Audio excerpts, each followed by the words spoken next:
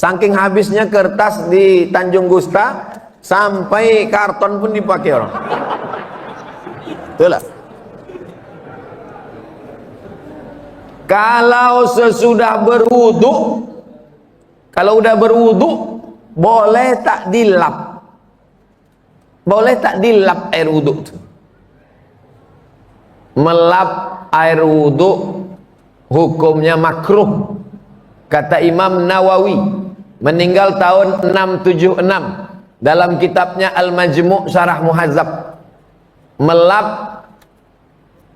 mengusap air wudu pakai anduk hukumnya makruh. Tapi kalau kedinginan boleh.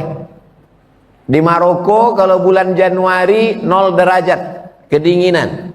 Di asrama tak ada pemanas air. Mau dimasak pakai gas mahal. Berwudu lah pakai air dingin macam kulkas. Habis berwudu langsung dilap. Tapi di tempat kita tropis 30, 35, 32, 33 derajat. Kenapa dilap? Biarkan sampai kering. Mau dilapnya juga tidak sampai batal, hanya sekedar makruh saja.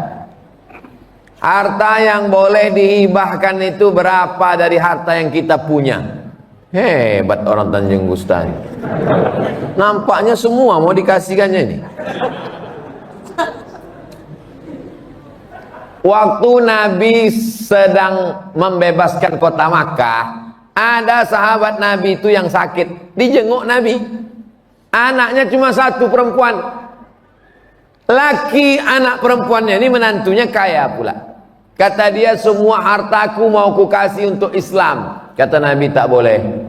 Kenapa tak boleh? Karena kalau semua hartanya dia kasih ahli warisnya, nanti tak dapat. Kalau kau tak mau semua, ambil setengah, 50%. Kata Nabi, tak boleh. Kalau begitu sepertiga diterima. Jadi kalau mau mengasih harta, kasih sepertiga. Yang 6, kalau 1 miliar 333 juta. Yang 666 juta dibagikan ke ahli waris. Karena udah ada niat kalau dia mati nanti ahli waris tak dapat. Ada seorang laki-laki tak punya anak, hidup sebatang kara. Bagaimana saya memberikan doa kepada kedua orang tua saya, sedangkan orang tua saya sudah meninggal dan tidak Islam? Ya Allah, kedua orang tuaku itu hamba-Mu, Kau yang menciptakannya, kuserahkan dia kepada Engkau ya Allah. Begitu bunyi doanya. Tak boleh kita katakan, ya Allah ampunkanlah kedua orang tuaku. Kenapa tak boleh? Karena Ibrahim pernah mencoba dan Allah marah. Maka istighfaru Ibrahim li abihi, istighfar Ibrahim untuk bapaknya, illa am mau'idatin wa'adaha iyyah. Dia pernah berjanji, sa'astaghfirulaka rabbi innaku kana bi hafiya. Nanti ku mintakan ampunan untuk engkau ayah. Lalu kemudian ketika mati dimintakannya, Allah marah. Karena waktu hidupnya melawan Allah Subhanahu wa taala. Lalu kemudian falamma tabayyana lahu annahu aduwwul lillah, ketika sudah jelas bagi dia bahwa ayahnya itu musuh Allah, tabarra'a minhu, dia pun melepaskan diri. Ya Allah, orang tuaku itu hamba Engkau, ciptaan Engkau, kuserahkan dia kepada Engkau ya Allah. Karena kita tak punya daya, tak punya upaya, la haula wala quwata illa billah. Apakah yang saya berikan doa itu diterima Allah Subhanahu wa taala? Begitu bunyi doanya. Kalau selama ini doanya lain-lain, robah kepada yang tadi. Ayah dan emakku itu adalah hamba Engkau ya Allah, kuserahkan dia kepada Engkau sesuai dengan keputusan Allah Subhanahu wa taala. Ketika dilihat Nabi menanamkan akidah di Makkah, ibadah praktis seperti sholat pada tahun ke-11, muamalah seperti piagam Madinah, maksudnya interaksi sosial Islam dengan tak Islam, terlihat keseimbangan. Mengapa kebanyakan umat Islam sekarang lebih mementingkan ibadah mahdhah dibanding yang bersifat muamalah? Ibadah mahdhah, sholat, puasa-puasa sunat, zikir-zikir, baca Quran, sibuk dengan itu, tapi kurang pada muamalah, interaksi sosial. Sholat rajin, puasa rajin, tapi tetangga salah parkir, keluar kebun binatang dari mulutnya. Puasa sunat rajin, zikir rajin, tapi cakap kasar. Sholat rajin, puasa rajin, maulid rajin, menceritakan aib tetangga pun rajin, lebih rajin pula lagi. Sholat rajin, puasa rajin, tapi minjam rantang tak balik udah 3 bulan. Ini tidak sesuai antara ibadah mahdoh yang murni, pure, original dengan muamalah interaksi sosial. Orang yang bagaimana ini? Orang ini adalah jahil, tak mengerti ajaran Islam. Karena sholatnya banyak, puasanya banyak, hajinya banyak, nanti dia tetap dituntut di padang mahsyar. Inilah yang disebut dengan muflis, bukan mukhlis. Kalau mukhlis orang ikhlas, muflis orang bangkrut. Ya'ti yaumal qiyamah, dia nanti datang menghadap Allah, sholatnya banyak, puasanya banyak, zakatnya banyak, hajinya banyak, tapi ternyata lidahnya kasar mencaci maki si fulan, wa daraba hadza, memukul si fulan, wa safaka dama hadza, menumpahkan darah si fulan, wa qazafa hadza, menuduh si fulan. Datang orang mengambil sholatnya, datang orang mengambil puasanya, datang orang mengambil hajinya.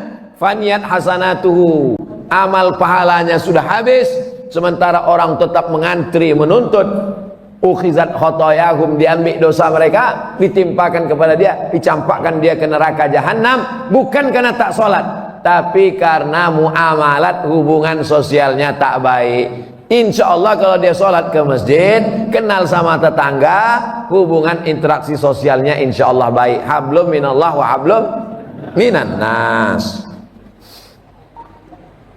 Ini kalau tak dibacakan berdosa. Ini serius nih, diketik, di print. Assalamualaikum Ustaz. Waalaikumsalam warahmatullahi wabarakatuh. Dalam menjalani aktivitas kehidupan sehari-hari di lingkungan kami, hampir tak terlepas dari pinjaman pada rentenir. Jangan bilang rentenir, rentenir terlalu keren. Lintah darat. Semua yang di air kalau naik dia ke darat bahaya. Di antaranya lintah darat dan buaya mengaku. Bahkan untuk membeli dan memiliki sesuatu pun kami sering menggunakan jasa kredit. Bagaimana hukumnya nih Pak Ustadz? Karena kalau itu tidak kami lakukan, sulit kami untuk jualan.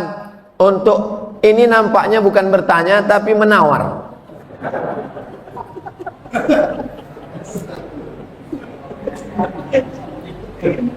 Maka bedanya rentenir pula, bedanya lintah darat dengan syariat Islam itu letaknya di mana?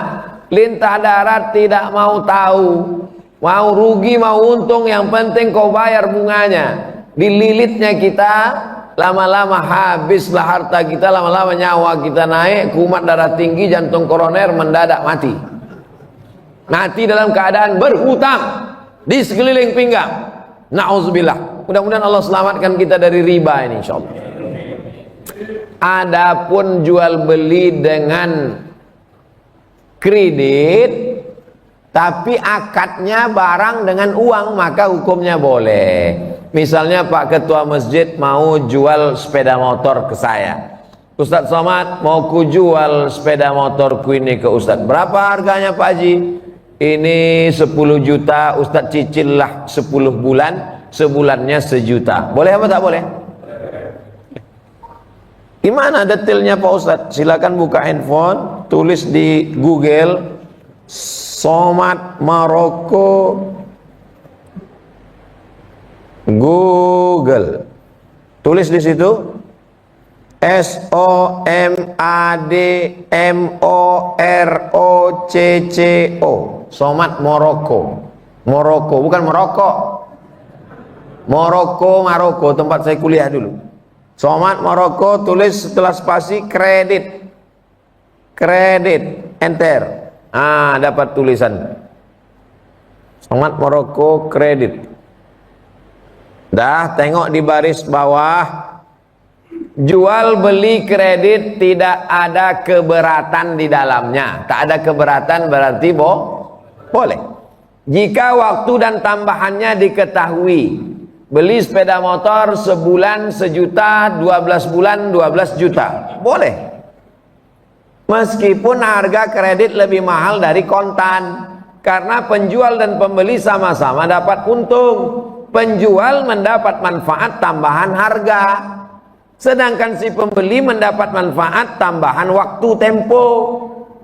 Adakah zaman Nabi orang kredit? Ada. Dalam Sahih Bukhari bahwa seorang muslim membeli budak namanya Barirah, di kreditnya selama 9 tahun, 1 tahunnya dibayar 40 dirham. Ada. Jadi yang tak boleh itu pinjam duit, bayar duit. Pinjam 10 juta, bayar 12 juta, haram. Adapun uang dengan barang, maka tidak apa-apa. Itulah bedanya lintah darat dengan bank syariah.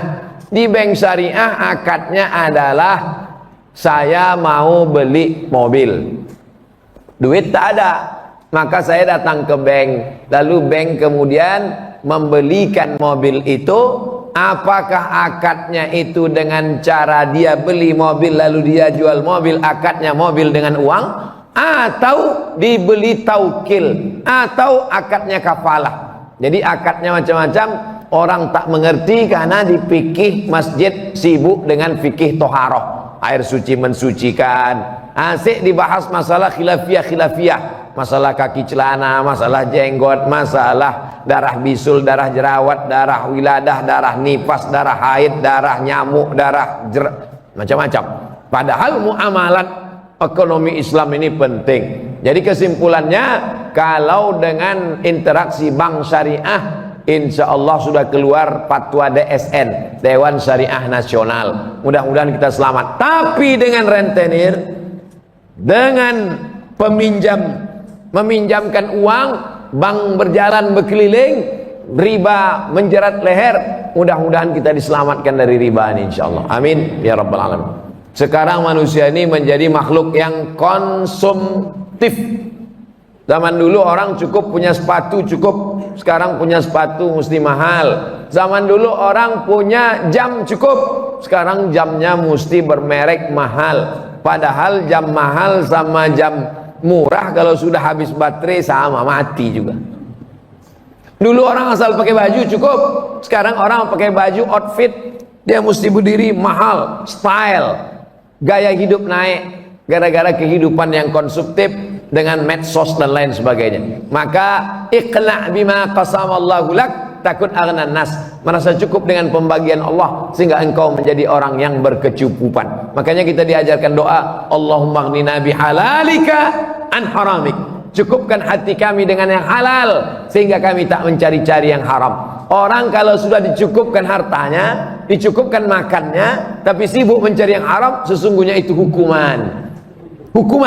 Hukuman bukan dalam bentuk penyakit, tapi hukuman dalam bentuk hawa nafsu yang tak pernah kering, yang tak pernah cukup. Makanya di antara doa diajarkan Nabi, Allahumma inni a'udzubika min ilmin la yanfa', jauhkan aku dari ilmu yang tak bermanfaat. Sudah tahu riba, sudah tahu haram, dikerjakannya juga tak ada manfaat ilmu. Wa min qalbin la yakhsha', jauhkan aku hati yang tak takut pada Allah. Sudah dikatakan haram, nanti bangkitnya macam orang kerasukan setan, doa tak dikabulkan Allah, darah dagingnya tempat api neraka, tak ada takutnya.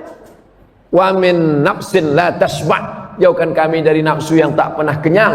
Wa min du'ain la yusma', jauhkan kami dari doa yang tak dikabulkan. Kenapa doa tak dikabulkan? Karena hawa nafsu. Kenapa hawa nafsunya tak bisa terkendali? Karena tak ada rasa takut. Kenapa tak takut sama Allah? Karena ilmunya tak bermanfaat. 4 ini saling berkait. Mudah-mudahan ilmu yang kita pelajari malam ini bermanfaat. Apa tanda ilmu bermanfaat? Hati takut. Apa tanda hati takut? Nafsu terkendali.